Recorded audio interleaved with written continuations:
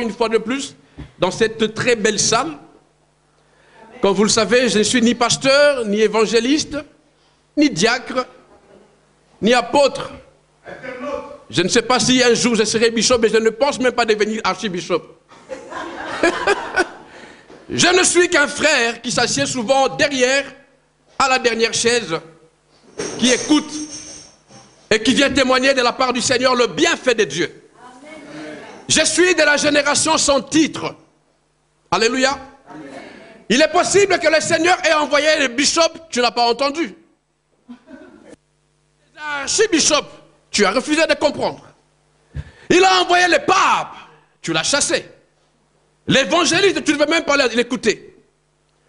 Et ce soir, peut-être, je crois, c'est le langage que moi, le Seigneur, dans sa grâce, permet que je vienne nous parler, moi le premier concerné, de quelque chose que j'aime, que le Seigneur m'a donné au début de cette année et que je prêcherai jusqu'au 31 décembre 2013, Dieu faisant grâce. Je parle du menu. Je parle du menu. Toi qui n'as pas touché ce que toi interdit, toi. J'ai bien parlé. Toi qui n'as pas mangé ce qui est interdit. Toi qui n'as pas regardé ce qui est interdit. Toi qui n'as pas écouté ce qui est interdit. Toi qui n'as pas regardé ce qui est interdit. Ni goûté ce qui est interdit. C'est là le problème. Les problèmes ont commencé là. Le problème, ce n'est pas parce que Ève ne savait pas préparer le colombo. Le problème a commencé à partir de ce qu'ils ont touché. Le problème dans lequel tu es, c'est à cause de ce que tu as fait. Le Dieu que je sers, je le dis pépéologiquement, et cela n'engage que moi, ne doit rien à personne.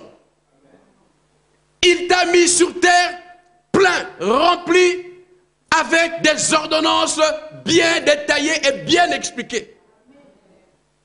Mais si tu es là où tu es aujourd'hui, ne fais pas de moi prophète. Tu sais où tu es.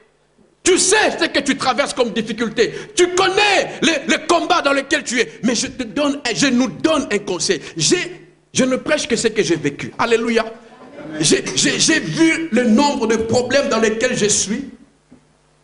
À un moment donné, je me suis rendu compte. J'ai dit c'était à cause du bishop. J'ai dit c'est à cause de ma femme. J'ai dit c'est à cause de la tante. J'ai dit c'est à cause de. Jusqu'à ce qu'un jour, le Seigneur, dans sa bonté, là, tiens, ouais. J'ai parlé en langue. Il a parlé en langue. Ah, je suis libre. Ouais. Allô. Ouais. Amen. Amen. Je parle dans les deux. Ouais. Amen. Alléluia. Jusqu'à ce que j'ai réalisé que le premier problème, celui qui cause les troubles dans ma vie, ce n'était pas ma pauvre femme. Chérie, si tu m'entends, je le dis devant tout le monde. Ce n'était pas elle, elle n'y était pour rien. Encore moins les démons, non. Et la pauvre tante n'y était pour rien. J'étais la personne qui ouvrait les portes. C'est moi qui ai permis au problème de venir dans ma maison. Et quand j'ai compris ces choses, le Seigneur m'a dit, tu parleras de cela, tu témoigneras. Et tu diras à tout le monde, ici est l'heure où nous devons nous asseoir. Comme disent les gens qui parlent bien français, nous devons faire une étude introspective. Revenir à nous-mêmes. Voir qu'est-ce qui ne va pas et chercher le pourquoi. Je nous garantis, nous allons nous retrouver quelque part où c'est nous-mêmes qui sommes à la base des problèmes que nous vivons. Je suis dans le livre de Genèse, pour ceux qui ont leur Bible. Je vais lire deux passages. Genèse chapitre 2.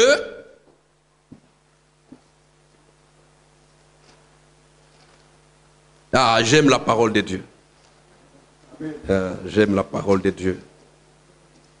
J'aime la parole de Dieu. J'aime la parole de Dieu. La Bible dit, à son 17e verset, Genèse, chapitre 2e, 17e verset, j'ai fait la lecture. Mais tu ne mangeras pas de l'arbre de la connaissance du bien et du mal, car le jour où tu en mangeras, tu mourras. Amen. Nous allons dans Genèse toujours, chapitre 39e, et nous allons lire le 9e verset. Genèse chapitre 39, nous lirons le 9e verset. Vous y êtes? La Bible dit, c'est Joseph qui parle, il n'est pas plus grand que moi dans cette maison, et il ne m'a rien interdit. Je ne sais pas qu'est-ce qui est écrit dans votre version. Il n'est pas plus grand que moi dans cette maison, et il ne m'a rien interdit excepté toi, parce que tu es sa femme.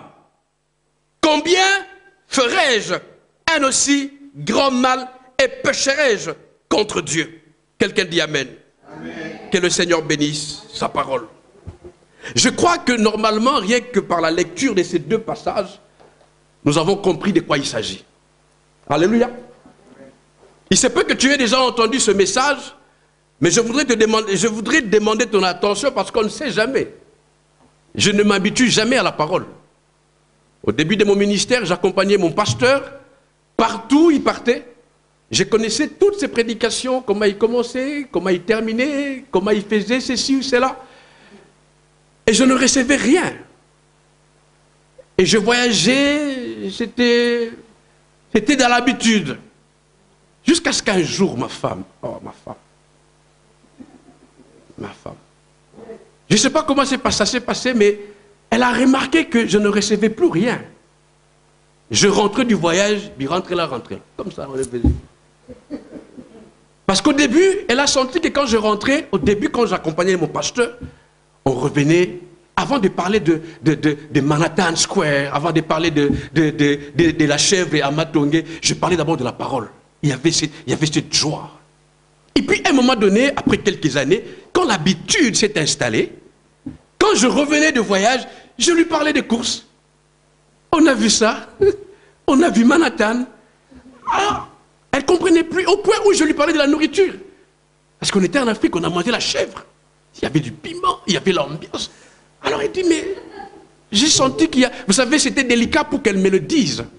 Et même si je me rappelle bien, j'étais fatigué, j'ai dit, mais tu me prends pour qui? Donc tu penses que vraiment moi je ne suis pas intelligent. Mais en fin de compte, quand je me suis assis, j'ai remarqué qu'elle avait raison. Parce que quand mon pasteur, dès qu'il commençait, je savais. Et je rigolais même parce qu'il y a des fois où il mettait quelques blagues. Je rigolais avant la blague. Et la blague venait après. Tellement je m'étais habitué à la parole. Ne t'habitue pas à la parole de Dieu. Reçois-la simplement comme elle est. Même si tu l'as déjà entendue 10 000 fois, mais reçois-la telle qu'elle est. Alléluia. Parce que moi-même, elle me fait du bien tous les jours. C'est pourquoi vous me voyez la partager avec passion, avec force et amour. Parce que je crois en la parole. Alléluia. Je m'étais dit, dans ce monde, il y a tellement la souffrance. Et mon message, pour ceux qui me connaissent, est simple. Là, avant de vous parler, j'ai écouté quelqu'un qui m'a troublé. Et je suis en train de me forcer pour me retenir. Il m'a troublé. Je vais parler plus loin, peut-être qu'elle me suit, mais c'était grave. Il y a des révélations qui vous amènent ailleurs. Moi, j'aime l'évangile simple. 1 plus 1 égale 2. C'est fini. Alléluia. L'évangile simple qui te dit, fais ça, ne fais pas ça. Aime. C'est simple. Et mon message est simple. Mon message n'est pas compliqué. Que dis-je, mon message? Le message que le Seigneur m'a donné n'est pas compliqué. Il est simple. Si tu ne me comprends pas, on va prier avec toi. Le problème, comme je disais, c'est toi. Je suis allé dans la chambre, je me suis enfermé, j'ai pris la clé, j'ai jeté par la fenêtre. Je me suis mis devant le miroir, la coiffeuse de ma femme. J'ai fermé mes yeux, j'ai compté 1 jusqu'à 3. Quand j'ai ouvert, je me suis vu dans le miroir. Pourquoi est-ce que j'ai fait cette démarche? C'était pour voir qui bloquait ma vie. Je travaille dur, mais c'est à peine le 17 que je commençais à chercher 50 €. Je travaille dur, mais c'est à peine le 22, la voiture n'a plus de carburant, toujours comme... Vous savez, au début, les 3, les 4, on met le plein. Mais après, on met 5 €, 5,20 €. Non, j'ai dit, il y a un problème. Il y a un problème, quelque chose ne va pas. Les Anglais disent something wrong. Alléluia. Tu aimes ton mari, tu es bien dans ton foyer, tu prépares pour lui, tu lui donnes tout ce qu'il veut, mais il y a quelque chose qui cloche. Ça ne va pas. Et tu te poses des questions, tu dis, mais qu'est-ce qui se passe? Comme je dis, épargnez-moi le manteau de prophète, tu sais qu'est-ce qui ne va pas dans ta vie. Et je me suis dit, le diable n'a... Frères et sœurs, permettez-moi de vous le dire, le diable n'a aucun pouvoir sur toi. Amen. Ah, je te le répète, le diable n'a aucun pouvoir sur toi. Amen. Le diable n'a aucun pouvoir sur toi. Amen. Parce que celui qui est en toi est plus fort. Amen. Tu as le maître de maître en toi. Amen. Ton ami de tous les jours. Pas seulement quand tu les chantes, même quand tu ronfles, il est là avec toi. Il y a une chose que le Seigneur me faisait comprendre. Je suis de ceux à qui Dieu ne parle pas. Je marche par conviction. Alléluia. J'ai dit jamais Dieu m'a dit. Moi je marche par conviction. Le Seigneur m'a convaincu, Pépé, il y a des choses que je ne veux pas que tu voies. Parce que si tu le vois, si le diable te montre le nombre de démons qui sont en train de détruire ta vie, tu ne vas plus bien prier. Tu vivras dans la peur. Alléluia. Ce n'était qu'une parenthèse. Le diable ne peut rien contre toi. Je le déclare, il ne peut rien contre toi. Le plus grand ennemi de toi, c'est toi. La première personne qui bloque ta vie, qui bloque ton foyer, qui bloque tes finances, c'est toi. Si tu es choqué, ma mission est réussie. C'est toi. La première personne qui empêche que tu perces, c'est toi. J'ai compris que jamais je n'irai voir quelqu'un pour lui dire, tel m'a fait ça, je suis ceci à cause de tel. No way, c'est moi. J'ai le pouvoir. Le Seigneur m'a donné ce pouvoir. Alléluia. Et je l'ai compris quand je me suis vu dans le miroir. J'ai dit, je veux me libérer de moi. Et c'est un combat de tous les jours. Me libérer de moi-même. Quand ma bouche veut blablatiser, je me libère. J'ai dit, tu la fermes calmement.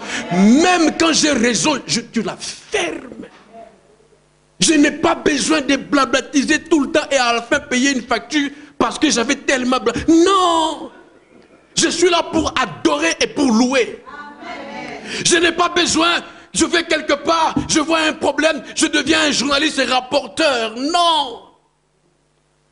Tout ce que Dieu permet que je vois, je ne vois pas tout ce qui est sur la terre. Mais ce que Dieu permet que je vois, c'est pour une raison.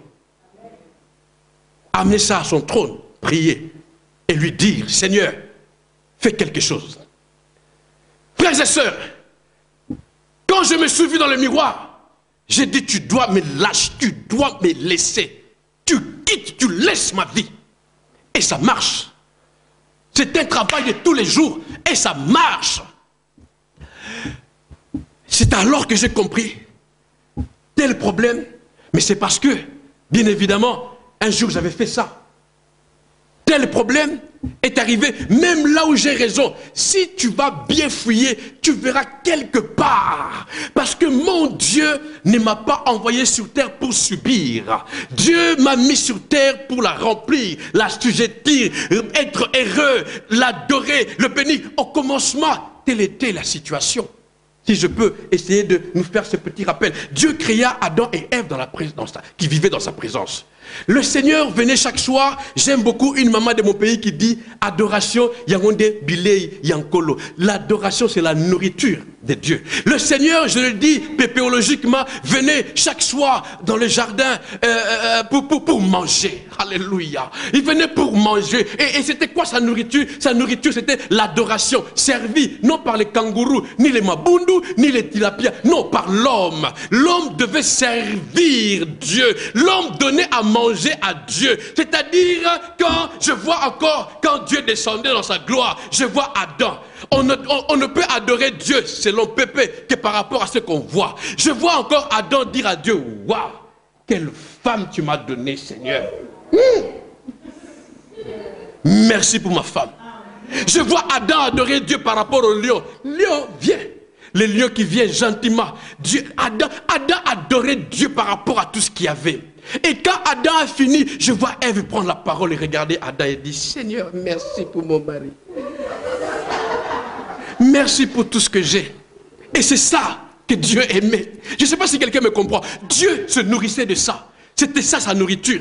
Dieu mangeait sa nourriture. Et Dieu se disait, waouh, c'était ça la gloire de Dieu. Il n'y avait pas ce qu'on appelle dans mon pays les sopeka. C'est-à-dire, Adam attendait impatiemment que Dieu descende. Parce que la Bible dit, Dieu descendait chaque soir.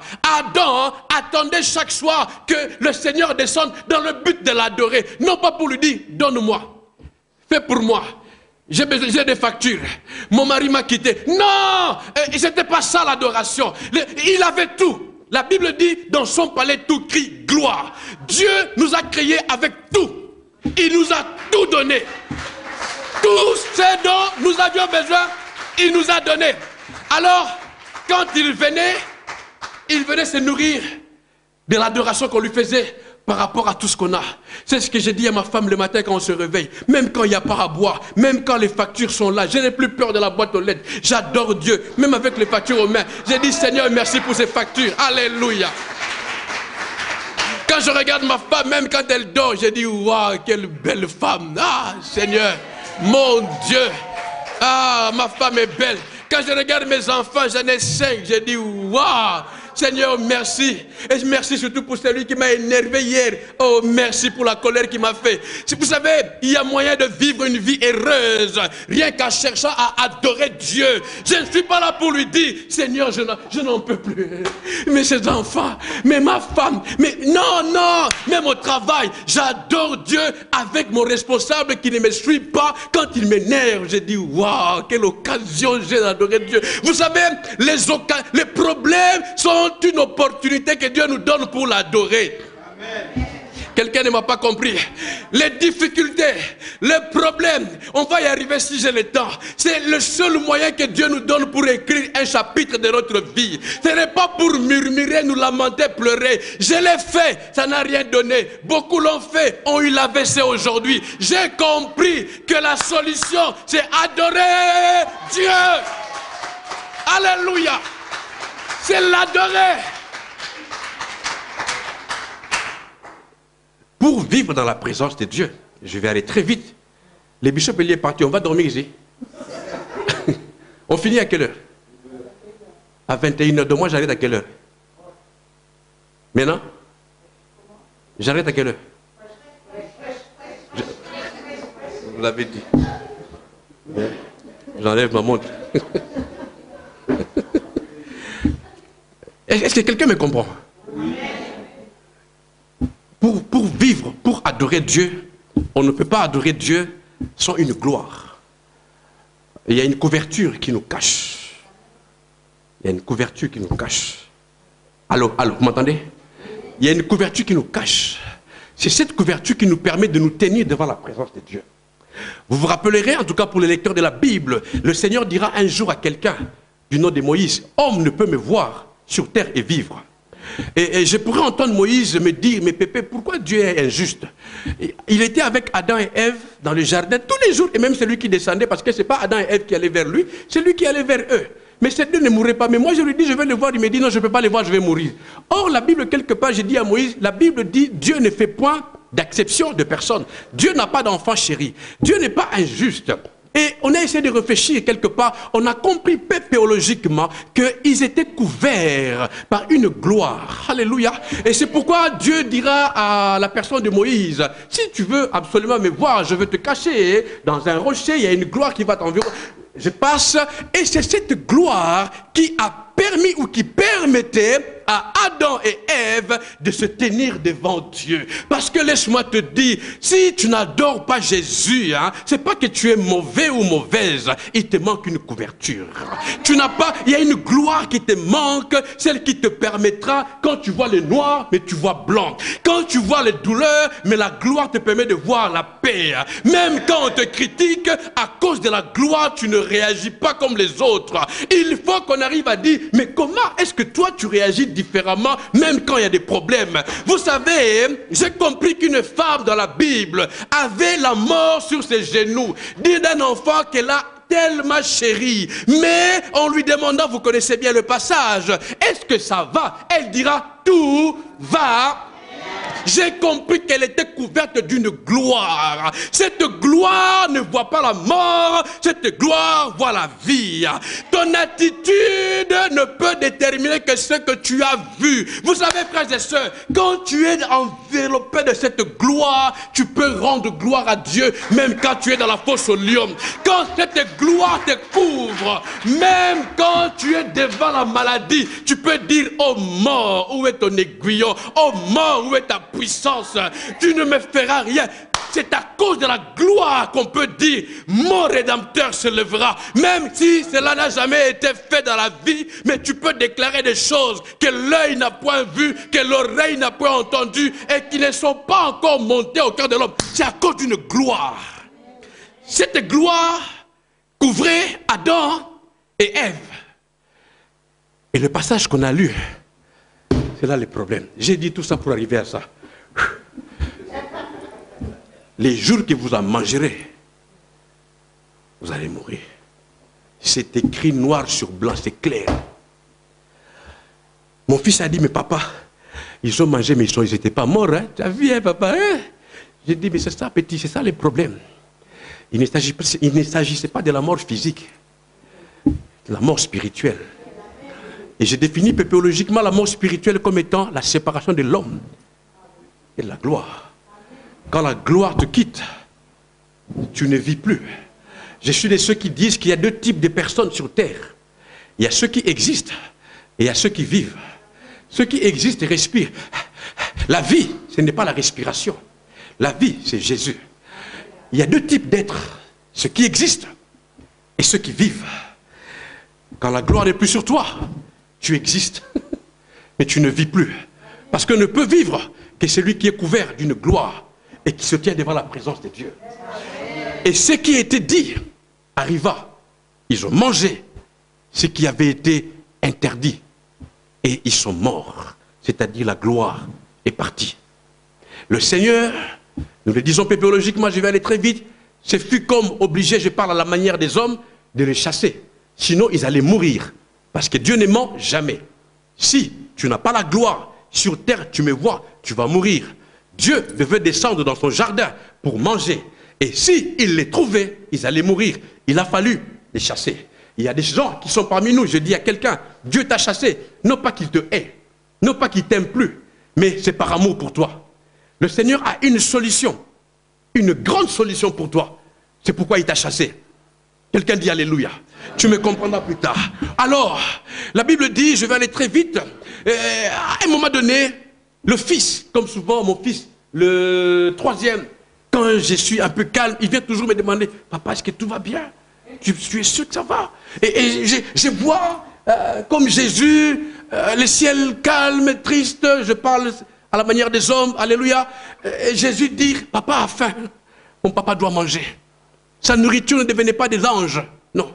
Sa nourriture ne pouvait pas venir des lions, quelle que soit la beauté des girafes, comment on appelle Mboloko en français, des antilopes, non. Quelle que soit la beauté, quelle que soit la créature qu'il y avait dans le ciel, il fallait l'homme. Dieu avait besoin de l'homme, que l'homme l'adore. Le Seigneur avait faim, le Seigneur voulait manger, et il lui fallait la nourriture. C'est pourquoi un homme du nom de Jésus, c'est pourquoi j'adore Jésus. C'est pourquoi je loue Jésus. C'est pourquoi je bénis Jésus.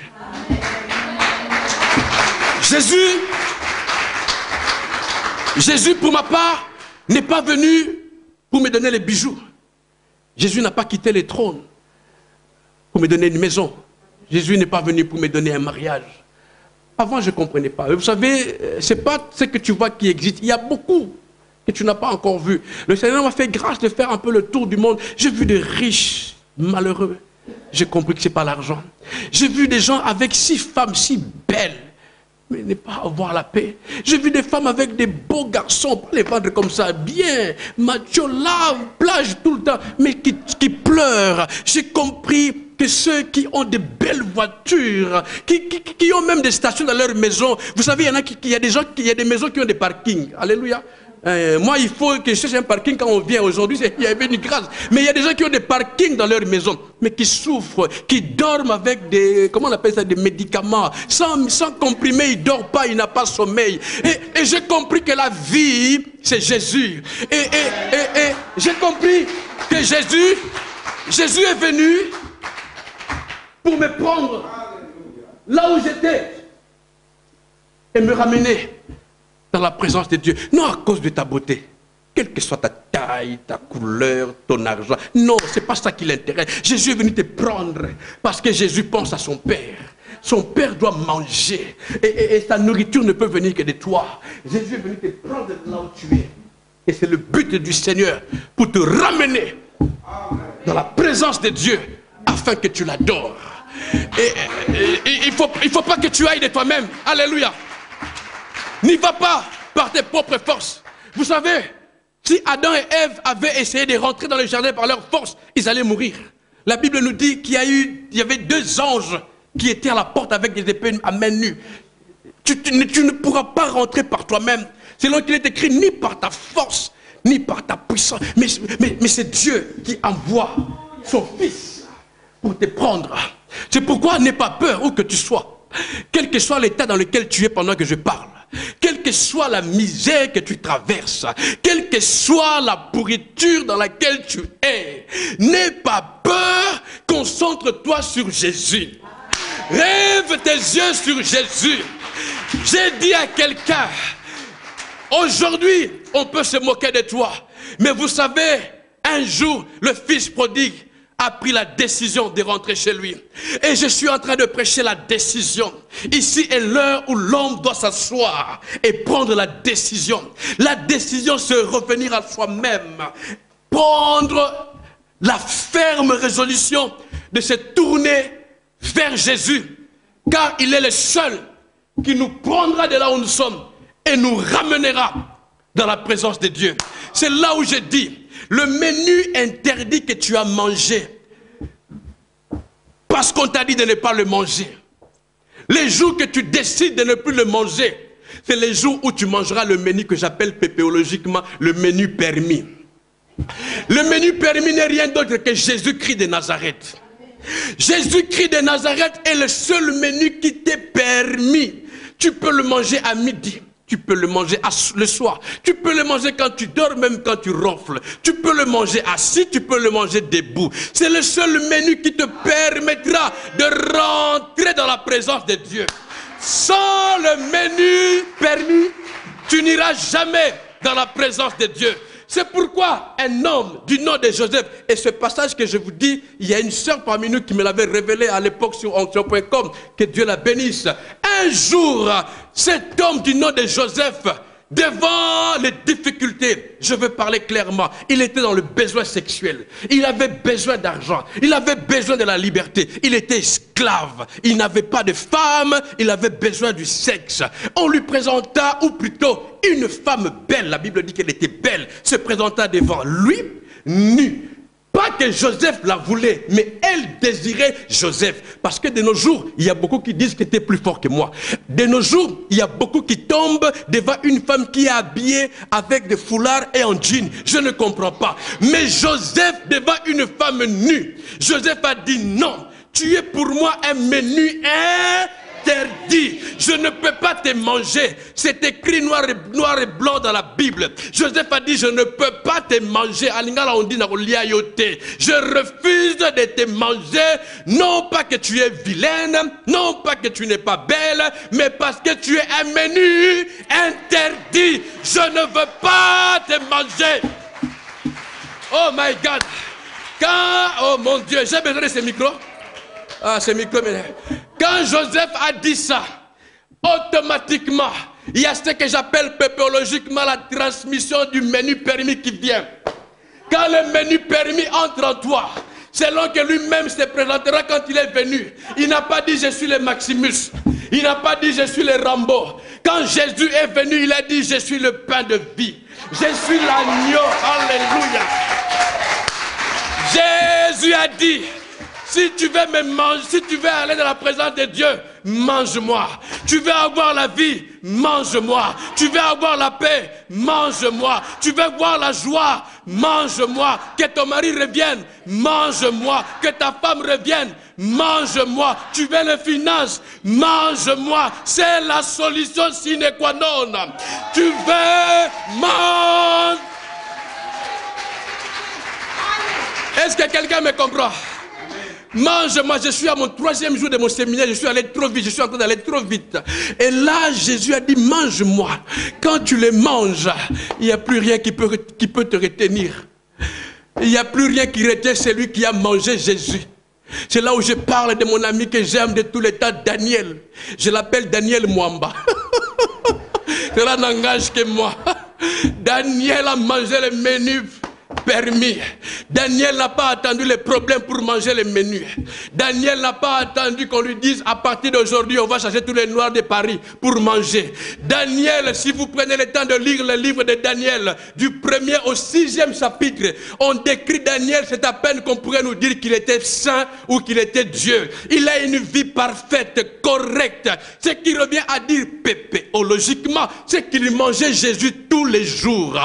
Ainsi, à cause du menu permis qui était en lui, non à cause de problèmes, mais parce que c'était sa vie, pas l'habitude, c'était sa vie. Je ne sais pas quand est-ce que tu pries. Je ne sais pas quand est-ce que tu fais de retraite pour toi-même. Tu attends toujours que l'église décrète une réunion.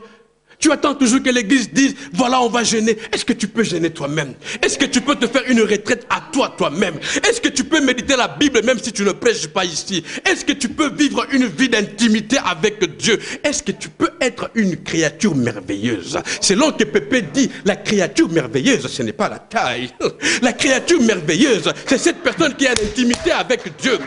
Une personne qui est collée à Dieu. Ça n'a rien à voir avec la taille, ça n'a rien à voir avec ton ventre. C'est ta relation, ton intimité avec Dieu. C'est pourquoi David pouvait dire, je te bénis, ô Dieu, de ce que je suis une créature merveilleuse. Frères et sœurs, à cause du menu permis en toi, même dans la fosse au lion, tu sortiras. Même dans la fournaise ardente, tu entreras, tu sortiras. La mer rouge, elle s'ouvrira devant toi. Non par ta force, non par tes prières. J'ai appris il y a quelques mois qu'il ne faut pas faire beaucoup de mots dans la prière. 2-3 mots suffisent et le répéter tout le temps. J'ai appris ça par un homme de Dieu qui m'a béni énormément. Je ne répète que ça. Et vous savez, c'est simple et Dieu comprend. Parce qu'avant, les pauvres, ils ne me comprenaient pas. Seigneur, je te bénis, je te loue, je te... Non. Il ne savait pas par où commencer pour me répondre. Mais maintenant, j'ai compris. J'ai compris, Seigneur, j'ai besoin de toi. Je t'aime. Je t'aime. Je t'aime. Si ton mari n'est pas là, je ne sais pas à qui je parle. Seigneur, que là où il est, bénis-le. Ne t'occupe pas de ta rivale. Ce n'est même pas ta rivale. Ne t'occupe pas de cette femme-là. Seigneur, ramène-le. Seigneur, ramène-le. Seigneur, ramène-le. C'est là où je comprends que la Bible dit prier sans cesse. Parce que prier sans cesse, la façon dont je comprenais ça, c'est-à-dire, mais c'est fatigant. Non, prier sans cesse, c'est une parole qui vient du fond de ton cœur, que tu adresses à Dieu. Même quand tu fais la vaisselle, même au volant de ta voiture, même quand tu dors, la seule parole, bénis mon fils. Bénis mon fils. Bénis mon fils. Et tu regardes même la télé. Tu peux regarder les faits de l'amour, les faits de la mort, tout ce que tu veux. Mais bénis mon fils. Bénis mon fils. Bénis mon fils. Bénis mon fils. C'est la seule prière. Tu la répètes. Tu la répètes. Tu la répètes et tu sens quelque chose s'installe en toi. Alléluia. C'est ce que j'appelle quelqu'un qui a mangé le menu permis. Où que tu ailles, quels que soient les combats, il ne sera plus tien. Ce sera le combat de Dieu. Parce que l'Éternel, le Dieu d'Israël, ne combat que pour ceux qui ont le menu permis à eux. C'est pourquoi il enverra un jour, je suis à mon dernier jour de mon séminaire et à la fin de mon message, il enverra l'ange et dira à l'ange, va dans la fosse au lion. Il y a quelqu'un qui a mon menu dedans. L'ange est venu dans la fosse pour prêcher au lion. My God, my God. Vous savez, mange le menu. Je te promets, tu prêcheras l'évangile. L'évangile, c'est la prédication de ce que tu vis, pas de ce que tu as entendu. Je ne pourrai jamais te prêcher comment on accouche. Ma femme le fait mieux que moi. Mais je te parlerai de ce que j'ai vécu. L'ange est venu à fermer la gueule des lions. J'ai toujours imaginé la scène pépéologiquement. La Bible ne dit pas qu'on déposa Daniel. La Bible dit qu'on le jeta. En français, c'est propre. En créole, je ne sais pas. Mais en lingala, bah, bois qui est. Alléluia. C'est-à-dire, quand il est tombé, il est même tombé sous les lions. Mais la Bible dit, à cause de ce qui était en lui, il est resté calme. Il n'a pas prié en langue. Il n'a pas cherché le numéro du bishop. Non, il est resté calme. Calme. Mon Dieu. Il y a des gens. Vous savez, pleurer en français, c'est propre. D'ailleurs, ils ne pleurent pas. Ils ont des lunettes noires. Quand je vois ma soeur et ma mère pleurer.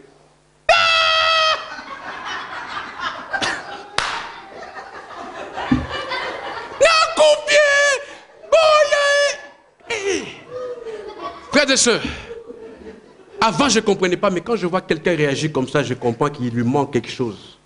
C'est là où il faut l'inviter à la table, afin qu'il mange les menus permis. La Bible dit Daniel était calme, on l'a jeté, il est descendu. Mais le matin, laisse-moi te dire qu'il y aura un matin, et tu prêcheras l'évangile de ce que tu auras vu. Daniel pourra dire devant les lions, au roi, mon Dieu. Daniel s'est approprié Dieu. Daniel n'a pas dit le Dieu d'Abraham, d'Isaac et de je ne sais qui. Le Dieu, Daniel a dit mon Dieu a envoyé son ange. Vous savez, frères et sœurs, ce que je dis, je l'ai vécu. Beaucoup parmi nous renient Dieu. Beaucoup parmi nous ne croient plus en Dieu devant les problèmes. Si Dieu existe, pourquoi j'ai tel problème? Si Dieu existe, pourquoi mon mari est parti? Mais laisse-moi te dire, Daniel, devant les lions, comme je dis, pas les lions de Simon et Pumba, non, pas les rois Mufasa, les vrais lions, les lions, les vrais, non, pas des blagues, les vrais lions. Mais Daniel est resté calme, il avait tout, comment on dit en français, toute son intelligence en place. Il a pris le temps de dire au roi, mon Dieu, à cause du fait que tu n'as pas le menu permis en toi, tu ne sais plus voir la délivrance que Dieu opère pour toi. C'est pourquoi il pourra dire un jour à un peuple, garde silence devant les problèmes, je combattrai pour toi. Daniel comprenait cela. Si quelqu'un n'arrive pas à garder silence devant les problèmes, c'est parce qu'il n'a pas le menu permis en lui. Ce n'est pas les démons. Je te dis, mange le menu. La Bible dit, permettez-moi de revenir 2 pas en arrière. Daniel, quand le décret a été publié que personne ne peut prier un autre Dieu, Daniel n'a pas alarmé le monde comme toi tu appelles tout le monde. Tout le monde connaît la vie de ton mari, tout le monde connaît la vie de ta femme, tout le monde sait que tes enfants sont rebelles. C'est toi-même qui es en train de divulguer le secret de ta famille.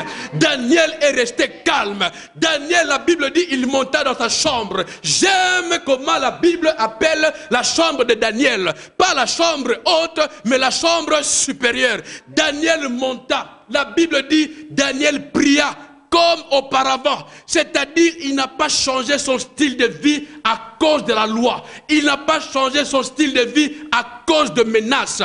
C'est lui qui influence l'extérieur. L'extérieur ne peut pas l'influencer. Et à cause de ça, quand il fut jeté dans la fosse, il a pu voir l'ange venir. Dieu est en train d'opérer de miracles dans ta vie. Reste calme, ouvre les yeux spirituels et tu verras ce que Dieu est en train de faire. N'ouvre pas les yeux physiques parce que tu verras l'armée de l'ennemi. Mais si tu gardes tes yeux spirituels ouverts, tu verras l'armée de Dieu, oui, prêt à intervenir avec des chars d'Israël pour combattre pour toi, parce que tu es la prunelle de ses yeux.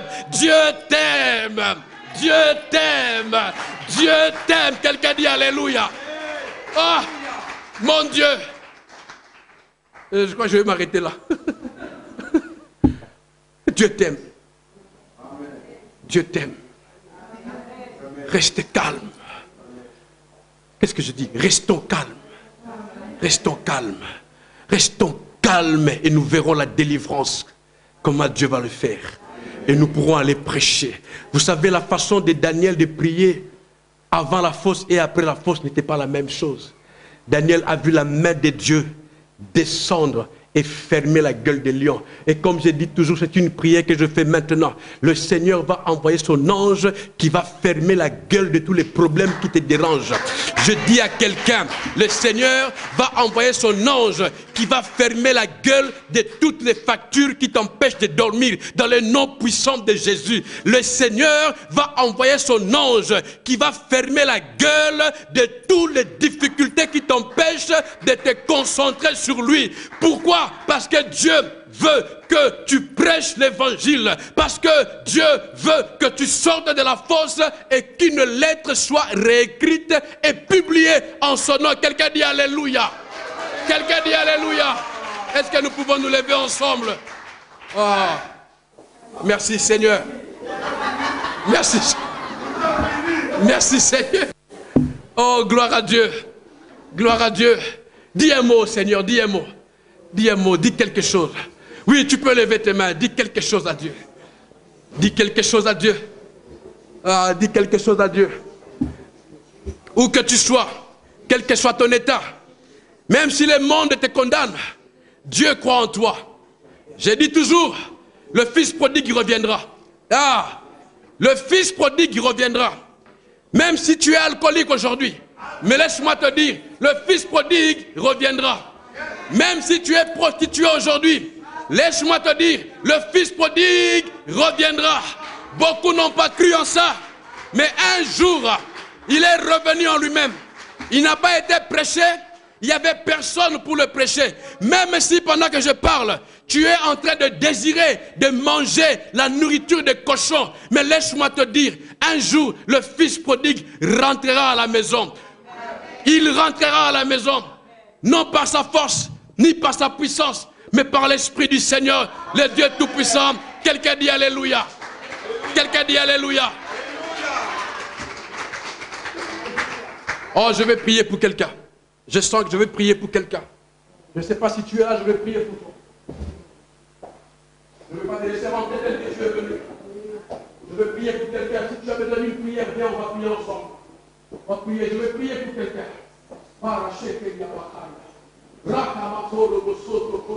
Ce n'est pas ma main qui va te délivrer, mais je veux que tu sois confiant en Dieu. Oh, je sens que Dieu va faire du bien à quelqu'un. Le Seigneur va manifester sa grâce dans ta vie. Oh, dans le nom de Jésus, vous qui êtes restés, priez avec moi. Prions ensemble. Priez même pour les gens qui ne sont pas ici, que tu connais, qui sont dans la fosse des factures, qui sont dans la fosse du célibat, qui sont dans la fosse des problèmes, qui sont dans la fosse de je ne sais quoi. Prie avec moi, s'il te plaît. Oh, Mana Shakalia Makora. Oh, alléluia. Alléluia, alléluia, alléluia. Alléluia. Alléluia. Est-ce qu'il y a des anciens de Dieu dans l'église? Priez avec moi. Au nom de Jésus. Au nom de Jésus. Koriama Shekera Baba. Rakama Kono Shekera Baba. Ibrahima Kor. Rababa Santa Karia. Oh Ramana Koro Shekera Baba. Ma prière, c'est pas que tu tombes, mais ma